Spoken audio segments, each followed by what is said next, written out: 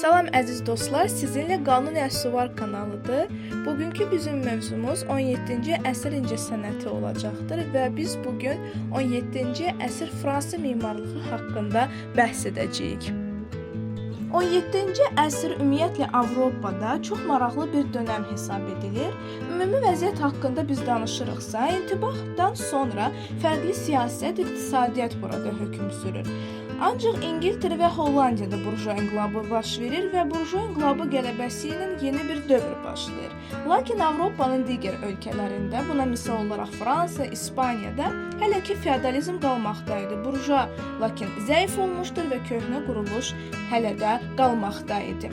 Və əlbəttə ki, burjua inqilabı, burjua təbəqəsi və həmçinin də monarxiya, misal olaraq Fransada özünü tam şəkildə mədəniyyətdə və incəsənət sahələrinin bütün növlərində əks etdirmişdir. Əgər biz 17-ci əsr Fransa incəsənəti və Fransa haqqında danışırıqsa, burada burjua təbəqəsi mövcud idi, lakin o qədər də güclü deyildi. Buna misal olaraq İngiltərə və yaxud da Hollandiyadakı kimi.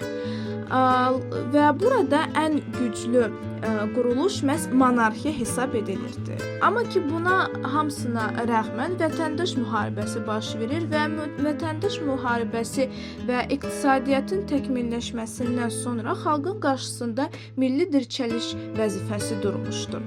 17-ci əsr Fransa haqqında danışırıqsa, 13-cü Ludovik, 14-cü Ludovik və kardinal Richelieu kimi tarixi şəxslərin adlarını çəkməliyik. Çünki Fransanın tarixi məhz onların adları ilə çox əlaqəlidir. 13-cü Ludovik öz növbəsində iqtisadiyyatda və siyasətdə o qədər də güclü bir monarx hesab edilmirdi və bütün güc və qüdrət məhz Richelieu-nin əlinə keçmişdir. Richelieu bundan istifadə edir və Fransada islahatlar keçirir və onun islahatları nəticəsində mərkəzi quruluş qurulmuşdur və Fransa mərkəzləşdirilmiş güclü bir dövlətə çevrilmişdir. Onun qərarlarının bir çoxusu iqtisadiyyatı və siyasəti gücləndirmiş və Fransanı Avropanın ən güclü və inkişaf etmiş ölkəsinə çevirir. Bunların hamısı öz növbəsində özünü təsviri sənətdə və əlbəttə ki, memarlıqda, ədəbiyyatda və fəlsəfədə də əks etdirmişdir. 17-ci əsr Fransa memarlığı haqqında danışırıqsa, qeyd edək ki, memarlığın inkişafı iki dövrə bölünür. 17-ci əsrin birinci yarısı və 17-ci əsrin ikinci yarısı. Ümumiyyətlə, Fransa memarlığında klassizm üslubu ən geniş yayılmış üslub olmuşdur. Çünki klassizm üslubu hələ 17-ci əsrin əvvəllərində formalaşmasının ilk addımlarını atırdı və bu dövr haqqında danışırıqsa, birinci yarısında klassizm formaları özünü tam olaraq deyil də ayrı-ayrı hissələrdə göstərirdi. Klassizm daha çox memarlığa və ədəbiyyata təsir göstərmişdir. Təbii ki, biz incəsənətdə də, təsviri sənətdə daha doğrusu Nicolas Poussin'in yaradıcılığında görə bilərik. 17-ci əsrin birinci yarısında memarlıq abidələrində biz bu xüsusiyyətləri görə bilərik. İlk növbədə yeni, yəni ki, klassizm formalarını, daha sonra barokka, gotika və intibah elementlərini də biz burada qeyd edə bilərik. Həmçinin də milli, ənənəvi Fransa memarlıq formalarını da biz nəzərdən keçirə bilərik. Əsasən bu özünü dam formalarında göstərmişdir. Əgər biz dam formalarına baxsaq, biz görə bilərik ki, bu tipik olaraq ənənəvi Fransa memarlığına xas bir formadır. Və əlbəttə ki, Fransanın 17-ci əsr birinci yarısı memarlığında barokka, gotika və intibah elementləri xüsusilə özünü göstərmişdir. Qeyd etdiyimiz barokka formalarını özünü təmtəraqlıqda və həmçinin də eksteryerdə, yəni ki, xarici divarlarda tətbiq edilən çoxlu sayda heykəltaraşlıq nümunələrində və interyerdə, yəni daxili məkanda təmtəraqlıqda biz görə bilərik. Gotika elementlərini isə üfüqi, daha doğrusu şalqili formada uzadılmış proporsiyalarda, intibah ənənələrini isə daha sadə formalarda biz nəzərdən keçirə bilərik. Klassisizm formaları isə öz növbəsində düz xətlər çox az sayda dekorativ elementlərdə və həmçinin də sadə, həm daxili, həmçinin də xarici tərtibatda görə bilərik. Əgər siz bu üslublar haqqında daha dolğun şəkildə videolar istəyirsinizsə, rəylərdə bildirə bilərsiniz. 17-ci əsrin birinci yarısının ilk abidəsi kimi Salomon de Bros tərəfindən inşa edilmiş Lüksemburq sarayını qeyd edək. Lüksemburq sarayında ənənəvi formaları, barokko üslubunu, həmçinin də ilkin klassizm ənənələrini görmək mümkündür. Ənənəvi formaları biz uzun tavan formalarında görə bilərik. Əgər biz tavanlara baxsaq, biz bunu tam şəkildə görə bilərik. Digər tərəfdən biz klassizm ənənələrini abidənin planının çox düz, harmonik bir formada icrasında görə bilərik. Əgər biz xarici divarlara baxsaq, heykəltıraşlıq nümunələri ilə tərtib edilməsini görürük və dekorativliyi ilə fərqlənir. Bu da barokkonun səciyyəsini özündə əks etdirir. Abidə daxili həyətdən və parkdan ibarətdir. Əsas abidəyə, mərkəzi abidəyə baxsaq, bir tərəfdən o daxili həyətdə, digər tərəfdən isə çox böyük və geniş bir bağa tərəf yönəlmişdir. Və planda isə abidənin özü iki tərəfdən həcmli güllələr ilə tərtib edilmiş, ön hissəsi, yəni ki, mərkəzi hissə önə çıxan formada icra edilmişdir. Digər memarlıq abidəsi kimi Le Mercier tərəfindən inşa edilmiş Richelieu parkı və saray ansamblı hesab edilir. Ümumiyyətlə 17-ci əsrin birinci yarısında Fransa memarlığında ilk dəfə saray, şəhər parkları və ansambllar tikilməyə başlayır və ilkin nümunə kimi biz Richelieu park və saray ansamblını qeyd etməliyik. Amma ki, günümüzə qədər bu ümumiyyətlə memarlıq növü gəlib çatmamışdır və rəssamların qlavüralarından biz onun formasını bilə bilərik. Ansambl düz bucaqlı formada icra edilmişdir və kəsişən xətlər üzərində inşa edilmişdir. Bu da onu klassizm ənənələri ilə oxşar edir. Digər tərəfdən bu meydanın icrasında biz o formaları görə bilərik ki, daha sonralar bu formaları biz Versal sarayında tətbiq edilməsini də qeyd edə bilərik. Bu formalar nədən ibarət idi? Binanın əsasında, əsas binanın ön planında biz meydan hissəsini, arxa hissədə isə bağ, park hissəsini görə bilərik. Üçüncü abidə haqqında biz danışırıqsa, bu abidə Maison Lafite abidəsi kimi adlanır. Memarı François Mansart hesab edilir ki, daha sonralar onun oğlu da memar kimi fəaliyyət göstərəcəkdir. Bu abidə haqqında biz danışırıqsa, biz bunları qeyd edək ki, abidə özü ənənəvi olaraq korpus hissəsindən, yəni əsas və bir neçə köməkçi binalardan ibarət deyil. Abidənin özündə həm köməkçi abidələr, həmçinin də əsas abidə bitişik bir formada tərtib edilmişdir. Yəni bir abidə kimi icra edilmişdir. Hansısa bir ayrıntılar burada yoxdur. Nə burada daxili həyət var, hansı ki biz bunu Lüksemburq sarayında görürük, nə də ayrıcı köməkçi abidələr burada qeyd edilmir. 2 mərtəbəlidir və özündə burada əsaslı şəkildə biz 2 ənənəni görə bilərik. İlk əvvəl biz Fransa ənənələrini, biz bunu piramidal dam örtüyündə, yəni qeyd etdiyimiz dam örtüyündə, həmçinin də sadə, harmonik klassizm formalarında biz klassizm ənənələrini görə bilərik. Qeyd edək ki, əvvəllər bu abidənin ətrafı su ilə dolmuşdur və xəndək rolunu oynayırdı. Yəni ki, buradan görürük ki, müdafiə xarakterli bir abidə olmuşdur və çox güman ki, buna görə korpus hissələri burada yoxdur. Yəni bütöv bir abidədir və həmçinin də su ilə ətrafı dolu olduğuna görə o öz növbəsində ətraf aləm ilə gözəl bir vəhdət təşkil edirdi ki, günümüzə qədər də bu vəhdət qismən də olsa görünür və göz oxşayır. 17-ci əsr Fransa memarlığının digər maraqlı xüsusiyyətlərindən biri də müntəzəm parkların salınmasıdır. Müntəzəm parklar klassizm memarlığının səciyyəsidir. Çünki burada ümumiyyətlə bitki örtüyü klassizm ənənələrinə uyğun olaraq harmonik, düz xəttlər üzərində qurulmuşdur.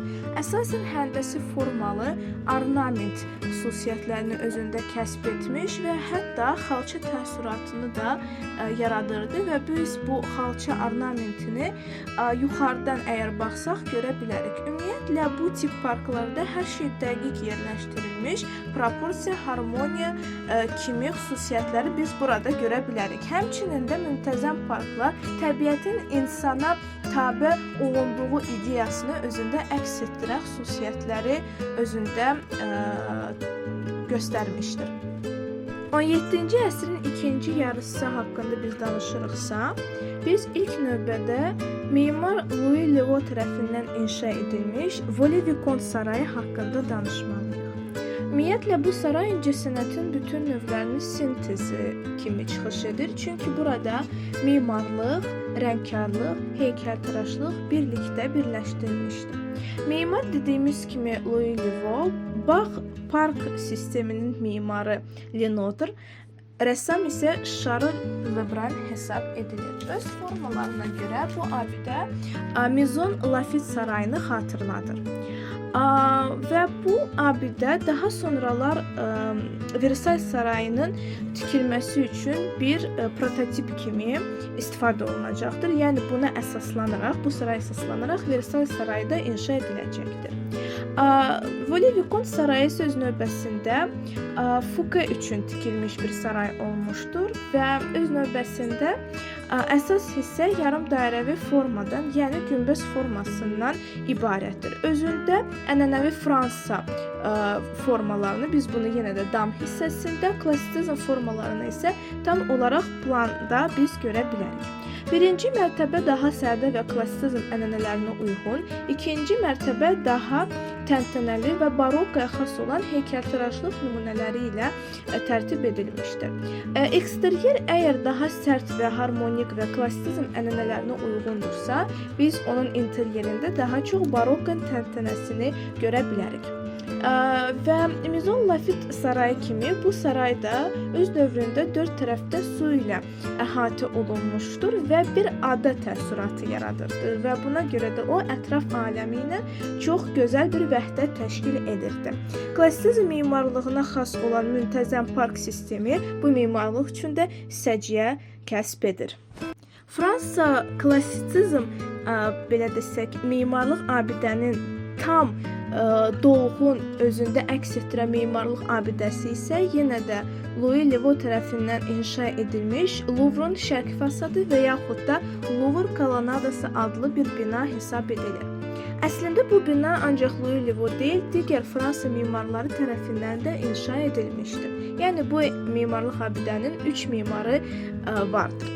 Və dediyimiz kimi klassizmin ən parlaq nümunəsi hesab edilir. Çünki burada sırf olaraq klassizmə xas olan harmoniya, düz xəttlər, sadə eksteryer və ciddi sərt proporsiyalar özünü tam şəkildə göstərir. Və burada olan çoxlu sayda kolonnadı, yəni sütun sırası istifadə edilməsi ona Louvre kolonnadası adını bəxş etmişdir.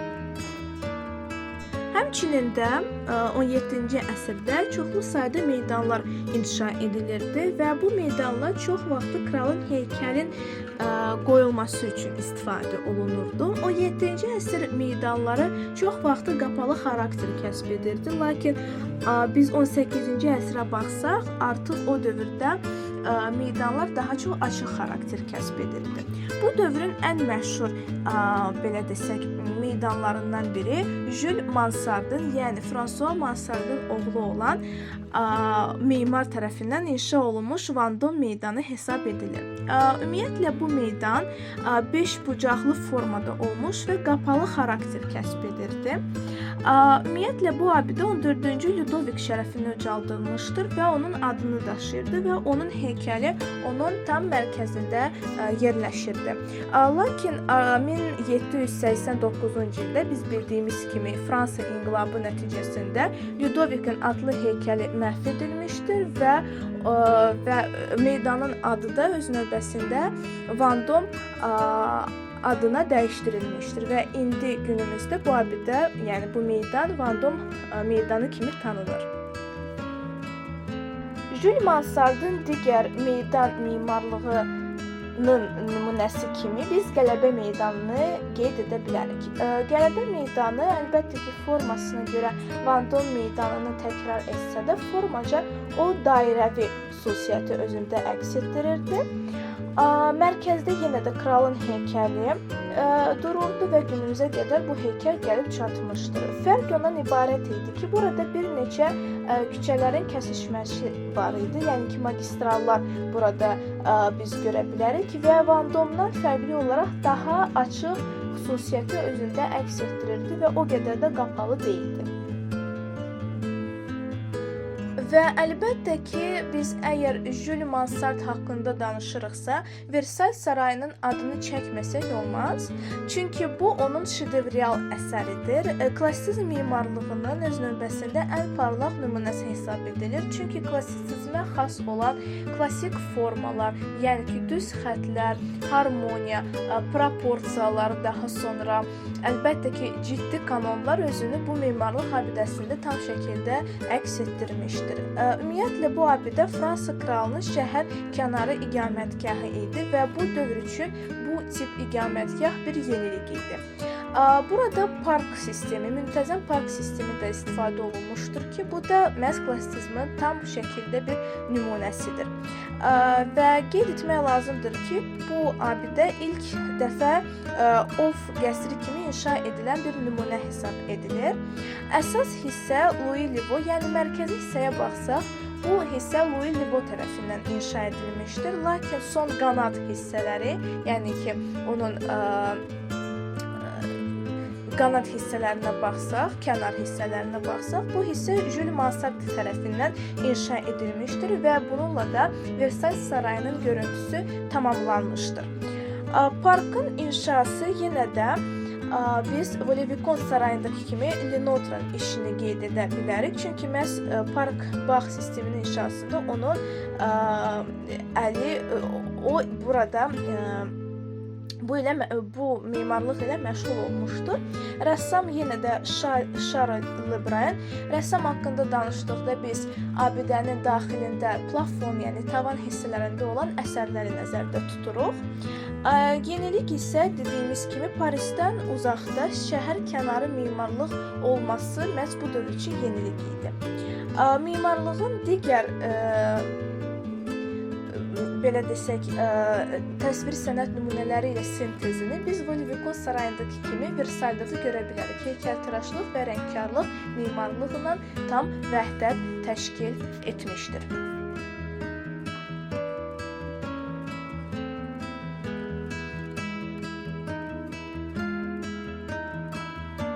Sarayın biz əgər quruluşuna nəzər yetirsək, saray 3 prospekt ilə, yəni yol ilə Paris ilə birləşir. Əsas mərkəzi prospektə baxsaq, Parislə, digər 2 prospekt ilə isə digər kral sarayları ilə birləşir. Əlbəttə ki, Versailles sarayı daxiləndə çox gözəl tərtibatı ilə fərqlənir. Çünki daxildə çoxlu sayda müxtəlif otaqlar mövcud olmuşdur. Burada zallar və salonlar, kral və kraliçanın şəxsi otaqları, müharibə sülh zalları, Mars, Apollon otaqları, təmtəraqlı qəbul otaqları, bir sözlə çox təmtəraqlı barok üslubunda işlənilmiş biz interyeri qeyd edə bilərik. Lakin Versailles sarayının ən məşhur otaqlarından biri güzgü qalereyası hesab edilir. Çünki məhz bu hissə öz təmtəraqlılığı ilə göz oxşayır. Güzgülər həyətlə paralel olaraq qoyulmuş və həyəti əks etdirir özündə. Bununla da daxili fəza tam olaraq daha da genişlənir. Və dediyimiz kimi daxildə heykəllər və rəsm əsərləri özünü tam şəkildə əks etdirmişdir. Park hissəsinə nəzər yetirsək, müntəzəm parkda biz Girardo və Puget o dövrün Fransa heykəltaraşlarının işlərini görə bilərik. Əgər video sizin xoşunuza gəldisə, like qoyun. Təklifləriniz varsa, rəylərdə bunu bildirin. Əgər lap da xoşunuza gəldisə, bu video ilə paylaşın. Paylaşın ki, dostlarınız və yaxınlarınız da Fransa memarlığı haqqında məlumat əldə etsinlər. Sizinlə Qanun Nəsli var kanalı idi. Sağ olun, salamat qalın. Gələn görüşlərə qədər.